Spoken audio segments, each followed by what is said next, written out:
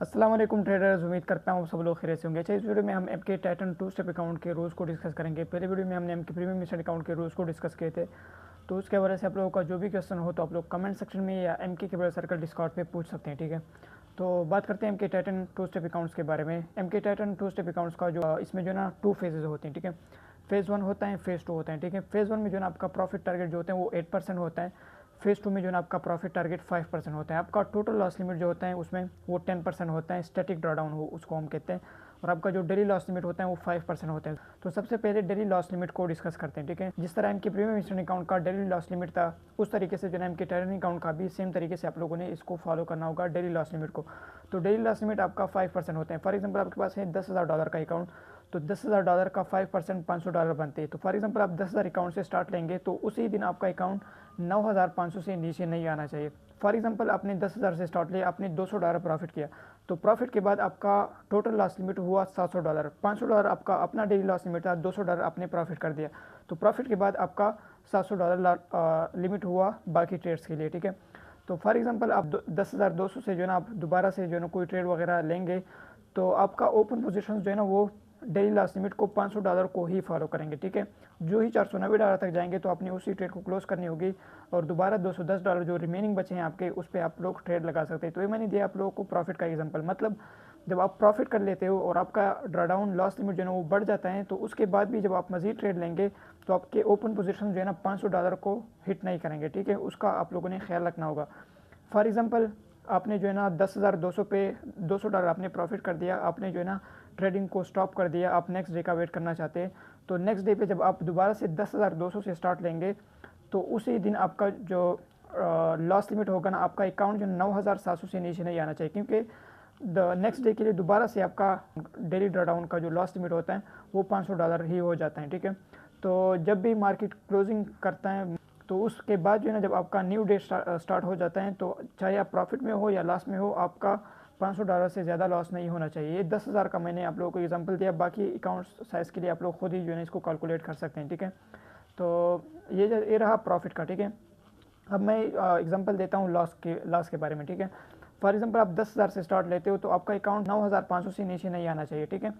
तो for example आपने $200 loss कर दिया, तो $200 के बाद आपका रिमेनिंग जो ड्रॉडाउन रहा उसी दिन के लिए तो वो $300 रहा, ठीक है। तो फॉर एग्जांपल आपने जो है ना 9,800 पे जो है ना आपका अकाउंट स्टॉप हुआ, आपने $200 लॉस किया, आप नेक्स्ट डे का वेट करना चाहते हैं, तो नेक्स्ट डे पे जब आप दोबारा से स्टार्ट लेंगे 9,800 से स्टार्ट लेंगे, तो आपका दोबारा से ड्रॉडाउन जो है ना वो $500 ही होता है और उसी दिन आपका ड्रॉडाउन 9,300 से नीचे नहीं आना चाहिए, ठीक है। तो इसका आप लोगों ने ख्याल रखना होगा। डेली लॉस लिमिट इस तरीके से हम कैलकुलेट करते हैं और डेली ड्रॉडाउन रिसेट तब होते हैं जब मार्केट रात को जो है ना 1 आवर के लिए जब क्लोज हो जाते हैं पाकिस्तानी टाइम के अकॉर्डिंग ऑलमोस्ट 3 AM या 2 AM, तो उसके बाद जो है ना आपका लॉस लिमिट दोबारा से जो है ना ये नेक्स्ट डे के लिए रीसेट हो जाते हैं। नेक्स्ट डे के लिए दोबारा से आपका $500 लॉस लिमिट हो जाता है, ठीक है। अब बात करते हैं टोटल ड्रॉडाउन के बारे में। टोटल ड्रॉडाउन एम के टाइटन टू स्टेप अकाउंट का स्टैटिक होता है 10% होता है। फॉर एग्जांपल आप 10,000 से स्टार्ट लेंगे, तो 10,000 पे जो है ना जब आप स्टार्ट लेंगे तो आपका अकाउंट 9,000 से नीचे नहीं आना चाहिए। ऊपर आप जितना प्रॉफिट कर सकते हैं आप कर सकते हो, लेकिन आपका जो लॉस होता है ना, आपका अकाउंट इक्विटी बैलेंस जो भी हो, ओपन पोजीशन, क्लोज पोजीशन, वो जो है ना 9,000 से नीचे नहीं आना चाहिए। तो ये सिंपल इसका कैलकुलेशन, आपने जस्ट इसका ख्याल रखना होगा कि आपका अकाउंट 9,000 से नीचे नहीं आना चाहिए। एक होता है ट्रेडिंग बेस, आप लोगों को ऑलरेडी मैंने समझा दिया था। एक होता है end of the day trading balance based, वो भी आप लोगों को मैंने समझा दिया। एक होता है स्टैटिक ड्रॉडाउन, तो इसको हम स्टैटिक बोलते हैं। स्टैटिक का मतलब ये होता है कि आपका लॉक नहीं होता ड्रॉडाउन। जब आप प्रॉफिट करते हो तो आपका ड्रॉडाउन ऊपर लॉक नहीं होता, वही जो है ना होता है 9,000 से 10%, 9,000 से नीचे नहीं आना चाहिए $10,000 के लिए, ठीक है। तो इसका आप लोगों ने सिंपल ख्याल रखना होगा। अब बात करते हैं फेज़ 1 फेज़ 2 प्रॉफिट टारगेट के बारे में। फेज़ 1 में जो है ना आपका जब आप जो है ना सीधा फॉर एग्जांपल आपने अकाउंट बाय किया, तो उसके बाद आप लोगों को $10,000 का अकाउंट मिल गया, तो उसी $10,000 पे जो है ना आपका एक तो अकाउंट 9,000 से नीचे नहीं आना चाहिए, ऊपर आपका फेज़ 1 का जो प्रॉफिट टारगेट होता है वो $800 होता है। तो मतलब आप 10,800 तक जब आप लोग जाएंगे, आप लोग ट्रेड क्लोज करेंगे, तो सीधा आप लोगों को फेज़ 2 का अकाउंट मिल जाता है। जब आपका फेज़ 1 क्लियर हो जाता है, $800 प्रॉफिट टारगेट कंप्लीट हो जाता है, तो इसके बाद ज़्यादा जो है आप लोगों ने वेट नहीं करनी होगी, उसी टाइम एट द स्पॉट आप लोगों को फेज़ 2 की अकाउंट मिल जाता है, ठीक है। फॉर एग्जांपल आपने फेज़ 2 पे दोबारा से आप लोगों को $10,000 का अकाउंट मिल गया, तो $10,000 पे जब आप दोबारा से स्टार्ट लेंगे तो आपने 5% मतलब $500 ही सिर्फ प्रॉफिट करनी होती है। आपका ड्राडाउन जो होता है ना वही 9,000 से नीचे आपने नहीं आना होगा, वही 10% ही होता है फेज़ 1 फेज़ 2 दोनों के लिए। और जब आप लोगों का फेज़ 2 क्लियर हो जाता है तो उसके बाद आप लोगों को सिर्फ 2 दिन वेट करना होता है, बिजनेस डे 2 बिजनेस डे आप लोगों ने वेट करना होगा। तो उसमें क्या होता है कि आप लोगों की मैनुअल वेरिफिकेशन होती है फेज़ 1 की फेज़ 2 की। सारी ट्रेड जो है ना टीम खुद मैनुअली जो है ना इसको देखते हैं और इसके बाद जो है ना आप लोगों को लाइव अकाउंट मिल जाता है। तो मतलब फेज़ 2 के बाद जो है ना आप लोगों को सिर्फ 2 दिन वेट करना होगा। पहले जो है ना हमारे पास 4 बिजनेस डे थे, लेकिन वो भी हमने डिक्रीज़ कर दिया, सिर्फ और सिर्फ 2 दिन आप लोगों ने वेट करना होगा, ठीक है। तो आप लोगों का जब फेज़ 2 क्लियर हो जाता है, मैनुअल वेरिफिकेशन सारी चीज़ें हो जाती हैं। अच्छा, मैनुअल वेरिफिकेशन में क्या होता है, आप लोगों को सिर्फ सेल्फी वगैरह मांग लेते हैं, या अगर आप जो है ना मेरे थ्रू जो है ना आप लोग अकाउंट बाय करना चाहते हैं तो आप लोगों का मैनुअल वेरिफिकेशन में भी ज़्यादा आप लोगों को मसले नहीं आएंगे इंशाल्लाह। और आप लोगों ने इनिशियली जो डॉक्यूमेंट्स प्रोवाइड की थी उसी बेस पे जो है ना आप लोगों को सीधा अकाउंट मिलेगी। तो मैनुअल वेरिफिकेशन जो है ना हमारे पास इतना कोई इशू नहीं है, ठीक है। तो उसके बाद जो है ना आप लोगों का लाइव अकाउंट जब आप लोगों को दिया जाता है, ठीक है। तो लाइव अकाउंट पे भी यही सेम रूल्स होते हैं। जो डेली ड्राडाउन आपका होता है 5% होता है, टोटल ड्राडाउन आपका 10% होता है। 9,000 से आप लोगों ने नीचे नहीं आना होगा अगर आप लोग $10,000 का अकाउंट यूज़ करते हैं। फेज़ 1 और फेज़ 2 दोनों के लिए जो है मिनिमम ट्रेडिंग डेज जो है हमारे पास 3 होते हैं। फेज़ 1 के लिए भी 3 ट्रेडिंग डेज होते हैं, फेज़ 2 के लिए भी 3 डेज होते हैं। तो मतलब अगर आप फॉर एग्जांपल अकाउंट को स्टार्ट करते हो और आपने एक ही दिन में जो है ना फेज़ 1 को क्लियर कर दिया, आप लोग आपने एक दिन में जो है ना 8% प्रॉफिट टारगेट कंप्लीट कर लिया, तो कोई मसला नहीं। आप लोग रिमेनिंग 2 डेज़ के लिए आप लोग कम लॉट साइज यूज़ करके सिर्फ मिनिमम ट्रेडिंग डेज को कंप्लीट करके उसके बाद सीधा आप लोगों को अकाउंट मिल जाते हैं। तो इस चीज़ का आप लोगों ने ख्याल रखना होगा। इसी तरह फेज़ 2 के लिए भी यही होता है, ठीक है। मिनिमम 3 ट्रेडिंग डेज जो है ना आप लोगों ने कंप्लीट करनी होगी, तो उसके बाद जो है ना आप लोगों को सीधा अकाउंट मिल जाता है। अच्छा, अब बात करते हैं न्यू स्टेट के बारे में।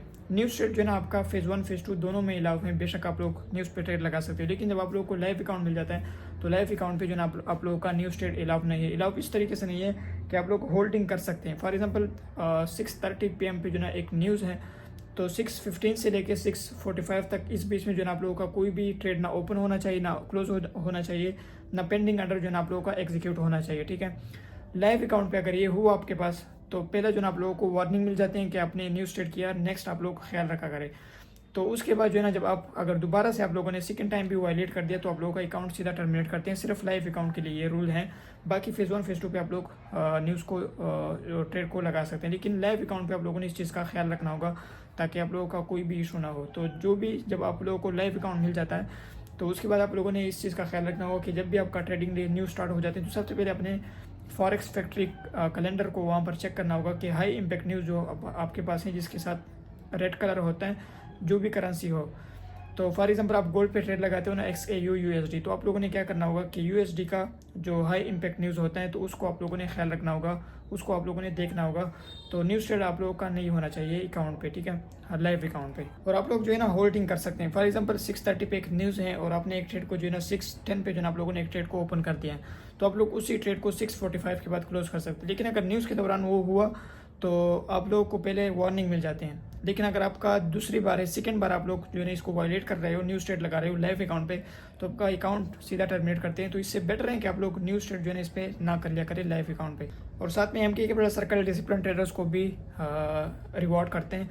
फॉर एग्जांपल आप लोग जो है ना फेज़ 1 में फेज़ 2 में टिल फर्स्ट पे आउट, अगर आप लोग के ओपन पोजीशन जो होते हैं ना, ओपन ऑर्डर्स जो होते हैं उसका लास्ट 1% से ज़्यादा ना हो नहीं हो तो फर्स्ट पे आउट पे आपका अपना फ़ी जो आपने पे किया था वो भी रिफंड होता है, और साथ में आपका जो प्रॉफिट शेयर होता है ना वो भी 100% होते हैं। तो आप लोगों ने कोशिश करना होगा कि फॉर एग्जांपल अगर आपके पास है $10,000 का अकाउंट, तो ओपन पोजीशन में जो है ना आपका $100 से ज़्यादा लॉस नहीं होना चाहिए। मतलब जो ही $98-95 लॉस हो जाता है तो आप लोग उसी ट्रेड को क्लोज कर लिया करें, दोबारा से जो है ना आप लोग ट्रेड लगा लिया करें।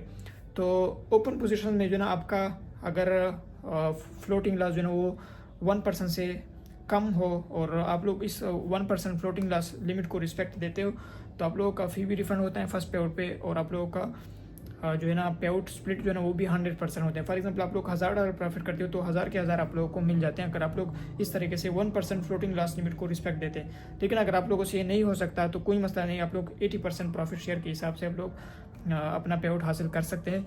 अकाउंट जो है ना आप लोगों का टर्मिनेट नहीं किया जाता। ये 1% फ्लोटिंग लॉस लिमिट जो है सिर्फ रिकमेंडेड है और सिर्फ एक किस्म का आप लोग एक रिवॉर्ड समझे सिर्फ डिसिप्लिन ट्रेडर्स के लिए। बाकी अगर आप लोग नहीं कर सकते तो कोई मसला नहीं, आप लोगों को स्टैंडर्ड पे आउट जो है ना 80% प्रॉफिट शेयर के साथ आप लोग उसको हासिल कर सकते हैं। जो लोग 1% फ्लोटिंग लॉस लिमिट को रिस्पेक्ट नहीं दे सकते तो उसका जो है ना चैलेंज फी रिफंड नहीं होता, ठीक है। तो अगर आप लोग फ्लोटिंग लॉस को रिस्पेक्ट देते हैं तो आप लोगों का चैलेंज फी भी रिफंड होता है और आप लोगों का पे आउट स्प्लिट जो है ना वो भी 100% होता है। लेकिन अगर आप लोग जो है ना ये चीज़ नहीं कर सकते, फ्लोटिंग लॉस लिमिट को रिस्पेक्ट नहीं दे सकते, तो आप लोगों का फी भी रिफंड नहीं होता जो आपने पे किया था, और आप लोगों का स्टैंडर्ड 80% प्रॉफिट शेयर होता है। तो 80% भी मोर देन एनफ होता है अगर आप लोग डिसिप्लिन के साथ जाते हो।